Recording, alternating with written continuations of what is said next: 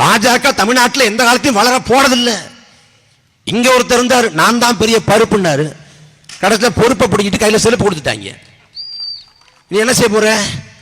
பாரதிய ஜனதா தமிழ்நாட்டில் எந்த காலத்திலும் வளராது, வெள்ளாது, அதுக்கு வாய்ப்பு இல்லை.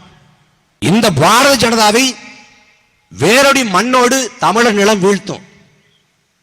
மற்ற மாநிலங்களில் ஆட்சியை பிடிக்கலாம், அதிகாரத்தை பிடிக்கலாம், தமிழ்நாட்டில் ஒருபோதும் வாய்ப்பு இல்லை.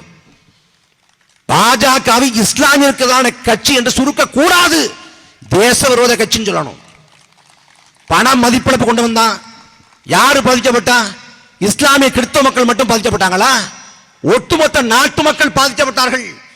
2016 நவம்பர் 8 இதே போல இரவு நரேந்திர மோடி அறிவிச்சாரு, நான் கருப்பணத்தை ஒழிக்க போறேன், 500 ரூபாய் தாள் 1000 ரூபாய் தாள் செல்ல அறிவிச்சிட்டேன். ஒரு 50 நாட்கள் பொறுத்துக் கொள்ளுங்கள், கருப்பணம் ஒழிஞ்சிடும். அப்படி கருப்பணம் ஒழியாவிட்டால் என்னை பெட்ரோல் ஊற்றி கொளித்து விடுங்கள். மக்கள் யோசிச்சிட்டேன், 50 நாள்ல கருப்பணம் ஒழிஞ்சிடும், இல்ல நாட்டை பிடிச்ச பீடை ஒழிஞ்சிடும். எப்படி பார்த்தாலும் லாபம் தான். 50 நாட்கள் பொறுத்துக் கொண்டார்கள், 100 நாட்கள் பொறுத்துக் கொண்டார்கள், ஓராண்டு காலம் பொறுத்துக் கொண்டார்கள். ஆனால் கருப்பணம் ஒழியல, ஒருபோதும் ஒழியல. நாட்டு மக்கள் நடுத்தருவுக்கு வந்தார்கள்.